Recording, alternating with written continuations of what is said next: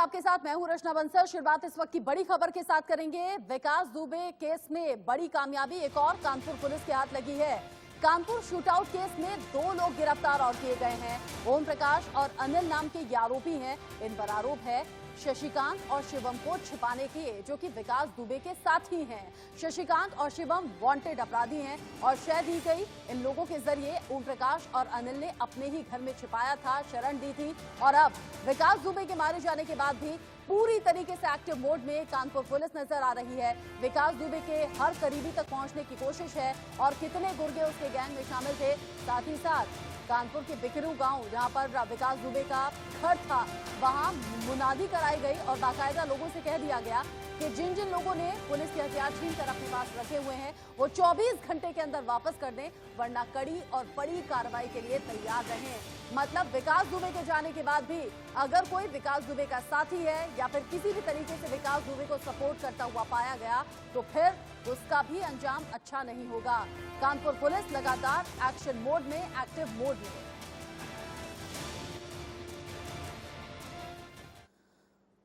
विकास दुबे के एनकाउंटर के बाद उसका अंतिम संस्कार कर दिया गया, लेकिन उसके एनकाउंटर को लेकर कई सवाल खड़े हो रहे हैं। खुद पुलिस कई बार अपनी थ्योरी पर फंसती हुई नजर आई है।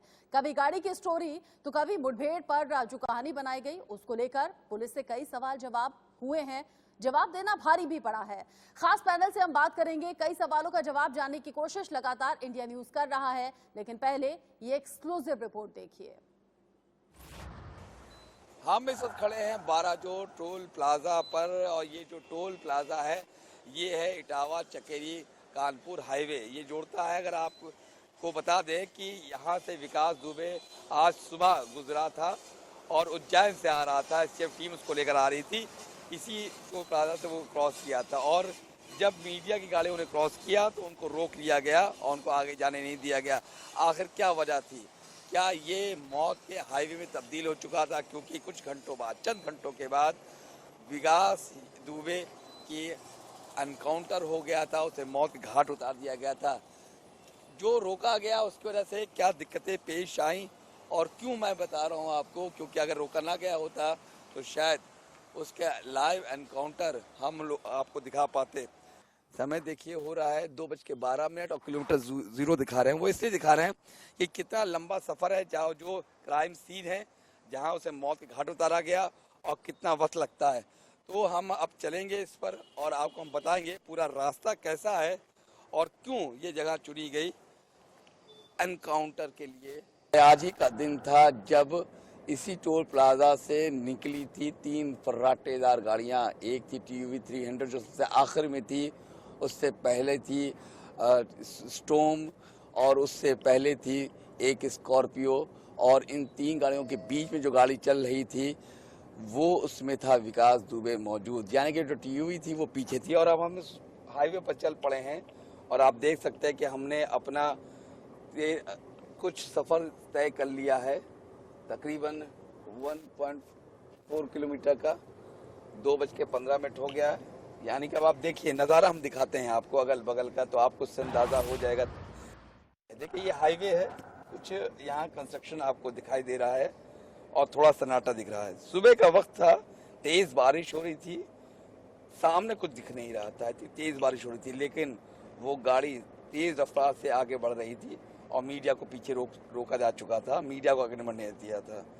और रफ्तार इनकी गाड़ी की थी 120 कभी 130 की रफ्तार से गाड़ी बढ़ रही थी। यानी कि मीडिया को अगर आपने आधा घंटा 15 मिनट भी रोक लिया तो आपका काम हो गया। और आप देख सकते हैं कि अभी जो नज़ारा देख रहे हैं ट्रैफिक चल रही है, लेकिन उस वक्त इतनी ट्रैफिक नहीं थी। ये सुबह सब कुछ बंद था, लोग अपने घरों पे सो रहे थे, उनको अंदाज़ा नहीं था क्या कुछ आ रहा है। और पुलिस का एक दस्तूर है कि जब वो एनकाउंटर करती है तो सन्नाटे में करती है और वो सन्नाटा यहाँ पर नहीं है। आप देख सकते हैं चारों तरफ, आप देखिए चारों तरफ आबादी है। अगर आप देखिए तो इधर भी आबादी मिलेगी, लेफ्ट साइड राइट साइड दोनों जगह आपको आबादी मिलेगी। ये बताता है कि पुलिस चल तो रही थी तेज रफ्तार से, लेकिन उनकी शातिर निगाहें, पैनी निगाहें तलाश रही थी कुछ ऐसी जगह जहां वो सन्नाटा, जहां कर सके विकास दुबे का काम तमाम। और अब हम बहुत करीब पहुंच रहे हैं जहां पर हुआ था काम तमाम लेकिन पहला फेस उसका था वो था एक्सीडेंट का, यानी कि वो गाड़ी, और इस बीच टोल प्लाजा निकले तो सवार हो चुका था, तब वो था स्टोम पे विकास दुबे। लेकिन यहाँ आते आते वो पता नहीं कैसे TUV 300 में पहुंच चुका था। क्यों पहुंच चुका था TUV 300 में, क्यों पहुंचा था, किसने पहुंचाया? और आप देखिए 2:30 और 16 किलोमीटर, यानी कि टोल से यहाँ तक का जो सफर था हम लोगों ने आधे घंटे पूरा किया। और STF ने उस दिन बामुश्किल से 12 से 15 मिनट में सफर तय किया होगा, और 16 किलोमीटर उनके लिए ज़्यादा नहीं था। आप देखिए अब हम आहिस्ता आहिस्ता उस जगह पहुँच रहे हैं जहाँ पर गाड़ी का हुआ एक्सीडेंट, और उसके बाद विकास दुबे हुआ था फरार, जो कि पुलिस ये बताती है कि यहाँ पर तेज़ बारिश की वजह से यहाँ पर गाड़ी फिसली थी, और ये वो क्राइम स्पॉट है जहाँ पर हुआ था। और ये इशू हुआ एनकाउंटर का फेज 1, जहाँ पर गाड़ी आती है। पुलिस बताती है कि बारिश तेज हो रही थी, गाड़ी संभाल नहीं पाई। TUV 300 पे सवार था विकास दुबे, और यहाँ पर गाड़ी पलट गई, और यहाँ गाड़ी पलटी थी, और उसके बाद विकास दुबे उस गाड़ी से निकलता है, गाड़ी उल्टी हो गई थी, उसकी वो खिड़की के सहारे बाहर निकला, क्योंकि दरवाज़ा खोलना मुश्किल था। पुलिस वाले जैसा कि बताया जा रहा है वो घायल हो गए थे, और उनसे कुछ सवाल नहीं बन रहा था। विकास दुबे ने मौका देखा, कहा मौका बढ़िया है, रिवॉल्वर निकाली और इस तरफ भागा। आप देख सकते हैं वो इस तरफ भागा, वो शख्स भागा जो कि लंगड़ा के चलता था, जिसके एक पैर में रॉड था।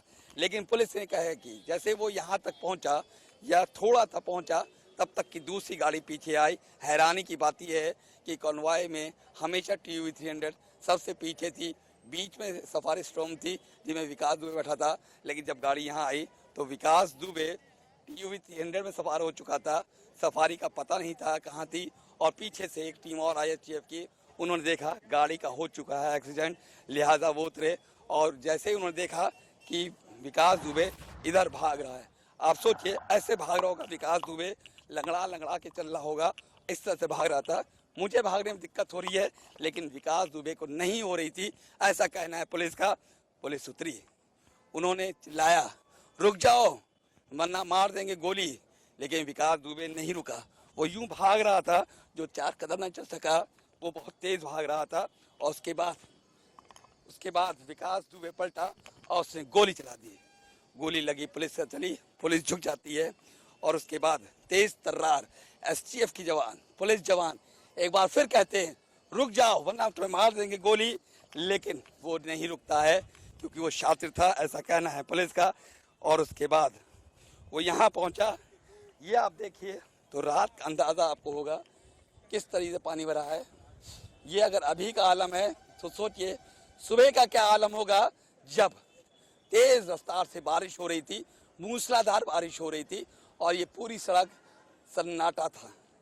फिर विकास दुबे भागता है, इधर भागता है, और पुलिस पीछे भागती है, एक बार और कहती है, लेकिन वो नहीं सुनता। उसको लगता है थोड़ी दूर और अंधेरे का फायदा मिल जाएगा और वो निकल जाएगा। अब आप यहाँ का नज़ारा देखिए, पहले देखिए यहाँ पर सन्नाटा, झाड़ झंगाड़, इसमें कोई आदमी घुस जाए तो उसको आप ढूंढेंगे कैसे? वो हाईवे जो ब्लॉक हो चुका, वहाँ से कोई गाड़ी नहीं आ रही है, और अगर कोई गाड़ी गुजर रही है तो उनको मालूम नहीं कि यहाँ क्या हो रहा है। और फिर वो जगह पहुँचता है जो कि मौत का आखिरी पड़ाव था विकास दुबे का, ये जगह। आइए वो चलते हैं और बताते हैं। ये वो जगह थी जो आखिरी कदम यहाँ तक विकास दुबे का आ पाए, और यहाँ पर विकास दुबे को ढेर कर दिया गया। अब सोचिए जब पुलिस बदमाश को गोली मारती है, जो भाग रहा होता है, तो उसके पैर पे गोली मारती है। विकास दुबे लंगड़ा था, स्टील की रॉड पड़ी थी, तो तेज रफ्तार से नहीं भाग सकता था। लेकिन STF की पुलिस और पुलिस टीम तो तेज भाग सकती थी, उससे तेज भाग सकती थी, लेकिन उन्होंने ऐसा नहीं किया और उसको गोली मार दी। आप सोचिए कहाँ रही होगी पुलिस, यहाँ और आगे या वहाँ जहाँ वो आदमी था, क्योंकि पुलिस को डर था कि उसके पास है पिस्तौल, कहीं मार ना दे उसको गोली। लेकिन नहीं, ऐसा उस दिन नहीं हुआ, क्योंकि गोली पड़ी थी उसके सीने पर, सर पे। ये था एनकाउंटर, पैर पे नहीं, सीने पर। अब पुलिस कहती है कि हम तो उसको जिंदा पकड़ना चाहते थे, लेकिन उसने हम पर हमला कर दिया। हम क्या करते, हमने उसको गोली चलाई क्योंकि वो सामने पड़ गया, सीने पर गोली खा गया। अजीब बात है, कोई यूँ दौड़ता है क्या? नहीं, यूँ दौड़ता है हर आदमी, यूँ दौड़ता है। क्या मामला था, क्या वजहात हो सकती है? वजह साफ थी, उसके पास थे बहुत सारे राज, उन सफ़ेद पोशों के, उन लोगों के जो उसके थे आका। तो उन आकाओं को बचाने के लिए पुलिस ने क्या ली थी, सुपारी? ये सब बड़े सवाल हैं। जब तहकीकात होगा, जब इन्वेस्टिगेशन होगा, तब सामने खुलेगा और मालूम चलेगा कि आखिर इस खूनी हाईवे का के मुसाफिर का अंत यहाँ क्यों हुआ और जो रक्षक थे वो भक्षक क्यों बन गए। आखिर क्या वजह थी? आज तो उसे कोर्ट में पहुंचना था, लेकिन वो पहुंच गया सबसे बड़ी अदालत, भगवान की अदालत में। ऐसा क्यों हुआ? तमाम बड़े सवाल, एनकाउंटर सवाल उठ रहे हैं। जैसे श्री प्रकाश शुक्ला के वक्त भी उठे थे कि उठाया कहीं और, मारा कहीं और, दिखाया कहीं और। आखिर जब श्री प्रकाश शुक्ला वो शख्स था जिसकी वजह से बनी, और दुबे वो शख्स था, विकास दुबे वो शख्स था जिसने उठा दिए कई सवाल एसटीएफ पर, एसटीएफ की नाकाबिलियत पर, तो जाहिर है शुक्रवार कनेक्शन ले भी था विकास दुबे को। और एक हफ्ते तक जो छकाता रहा, जो विकास दुबे छकाता रहा कई स्टेट्स की पुलिस को, एसटीएफ को, पुलिस को, लेकिन उतार दिया गया मौत के घाट। लेकिन पीछे छोड़ गया है तमाम सवाल, उसके एनकाउंटर पर हैं तमाम सवाल। वीडियो जर्नलिस्ट गौरव के साथ खुर्रम जामी, इंडिया न्यूज कानपुर। दरअसल एनकाउंटर के बाद से ही लगातार जो सवाल उठ रहे हैं, उन्हीं सवालों की पड़ताल करने के लिए खुर्रम निजामी खुद घटनास्थल पर पहुंचे और एक तरीके से रिक्रिएट करने की पूरे सीन को कोशिश की। उन्होंने ये जानने की कोशिश की कि कैसे वो आदमी जिसके पांव में रॉड पड़ी हुई थी, भागने की कोशिश कीचड़ वाले रास्ते में की होगी और कैसे फिर उसका एनकाउंटर कर दिया गया हो। इसी पर चर्चा के लिए हमारे साथ एक पैनल जुड़ गया है। खुर्रम हमारे साथ खुद जुड़ गए हैं, घटनास्थल पर मौजूद थे। उनसे भी हम बारीकी से जानने की कोशिश करेंगे कि उनका आकलन क्या कुछ कहता है। राजनीतिक विश्लेषक दीपक झा हमारे साथ हैं और साथ ही साथ पूर्व एसीपी दिल्ली पुलिस वेद भूषण जी हमारे साथ जुड़े हुए हैं। वेद भूषण जी, हम किसी पॉलिटिकल पार्टी से कनेक्शन नहीं रखते, हम मीडिया चैनल हैं, हमारा काम है सवाल उठाना। मुझे बताइएगा, क्या यही होता है ट्रेनिंग में? क्या यही सिखाया जाता है कि जब कोई बदमाश भागने की कोशिश करे तो उसके सीने में 3 गोलियां दाग दो?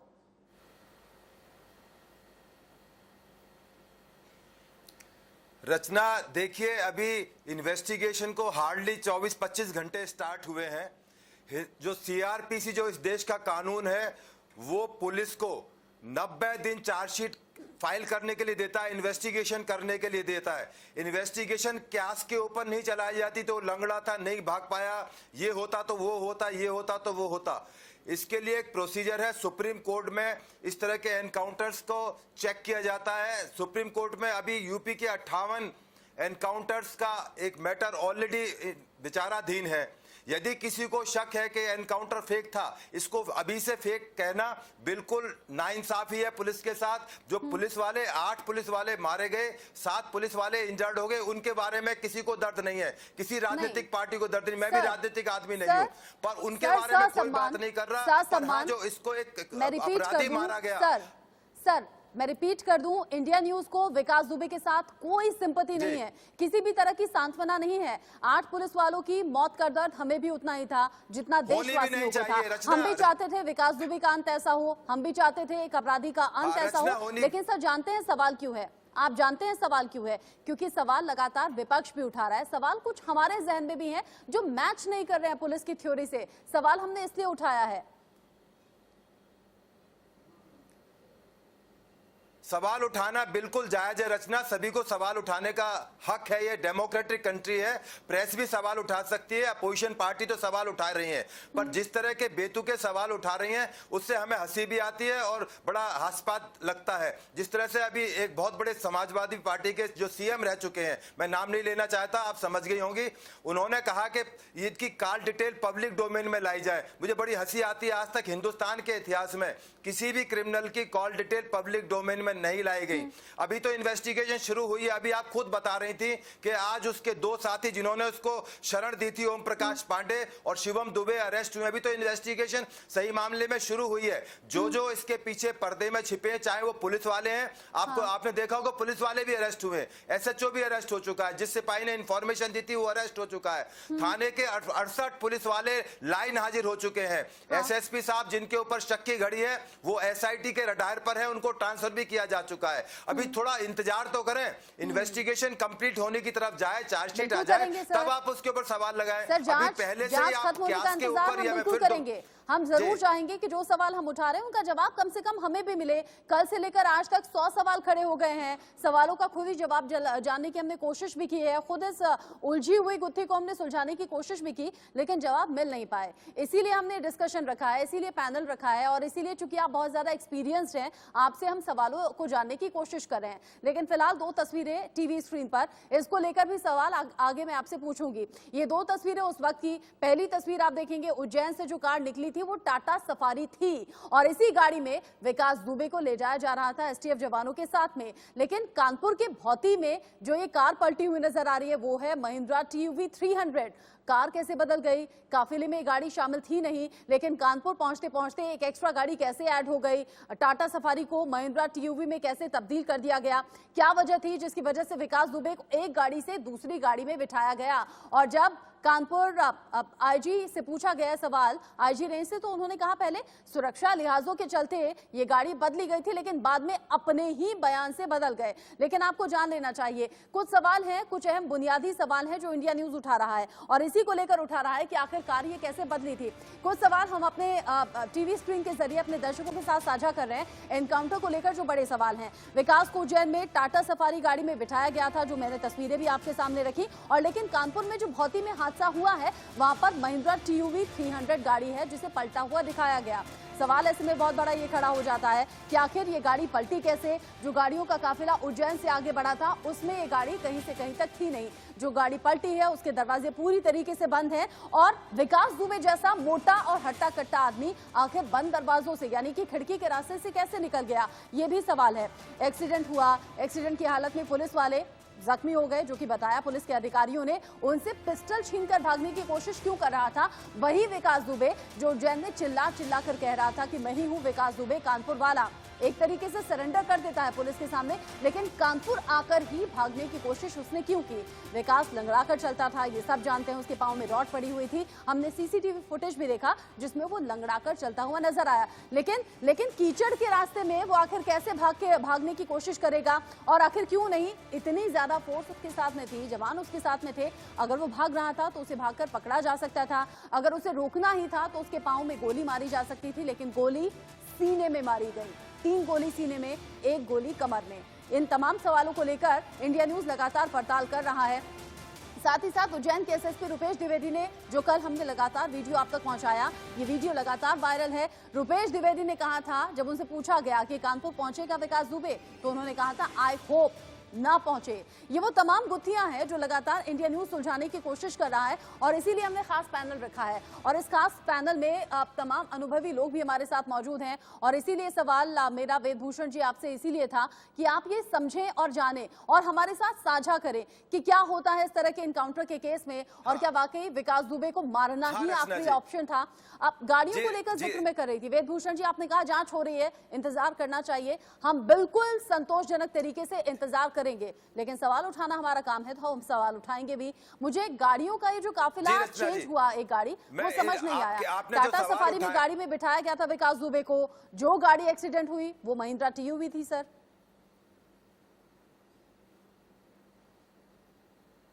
जी रचना जी, मैं जो आपने सवाल उठाए मैं आपका सबकी बातों का जवाब देता हूं।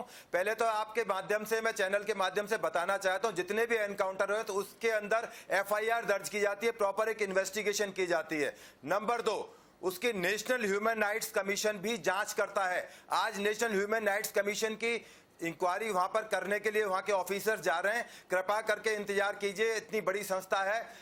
आप सवाल उठाने वाले तो आर्मी के ऊपर सवाल उठाते हैं, सुप्रीम कोर्ट के जजमेंट के ऊपर सवाल उठाते हैं। सवाल उठाने के लिए कोई मनाही नहीं है, पर जहां तक गाड़ी चेंज करने का सवाल है, जहां तक इन तरह की चीजों की बात है, पुलिस को बिल्कुल अधिकार है अपनी सेफ्टी करे, अपने मुलजिम को सही गंतव्य तक पहुंचाए।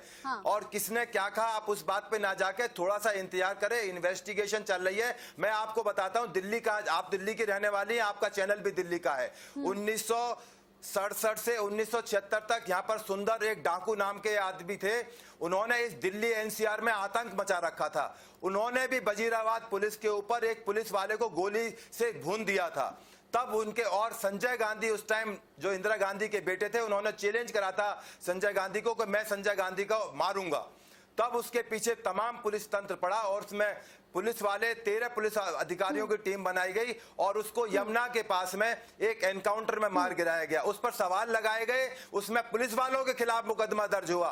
13 पुलिस वाले इंक्लूडिंग आईपीएफ ऑफिसर, जो कि बाद में कमिश्नर भी लगे दिल्ली पुलिस के, वो बहुत लंबे टाइम तक जेल रहे। परंतु इन्वेस्टिगेशन पता लगा कि पुलिस वालों की कोई गलती नहीं थी। तो यदि किसी को लगता है कि फेक एनकाउंटर है, नेशनल ह्यूमन राइट्स कमीशन में जा सकता है, सुप्रीम कोर्ट में अपनी पिटीशन डाल सकता है। केवल टेलीविजन पर आकर बोल देना, इसको फेक एनकाउंटर डिक्लेयर कर देना, इससे केवल काम नहीं चलता। ये तो लफाजी की बातें हैं, ये नेतागिरी का मंच नहीं है। यदि किसी को इससे तकलीफ है, इसको लगता है, शक है, तो अपने शक के दूर करने के लिए पुलिस में एसआईटी इन्वेस्टिगेशन कर रही है। समझे नहीं, मेरा या इंडियन न्यूज का कोई भी सांत्वना देने का इरादा नहीं है। हमें किसी तरह की सिंपैथी ऐसे अपराधी के साथ नहीं है जो कि 8 पुलिस वालों का हत्यारा हो, जिस पर 60 से ज्यादा संगीन मामले दर्ज हो। ऐसी कोई सिंपैथी नहीं है सर। लेकिन एनकाउंटर के तौर तरीकों पर सवाल इसलिए उठ रहे हैं क्योंकि सवाल यह है कि क्या कुछ नामों को दबाने की कोशिश है, क्या कुछ चेहरे सामने आ सकते थे जिनका राजपाश हो सकता था और उसका अंत करने के लिए विकास दुबे का अंत हो गया। अब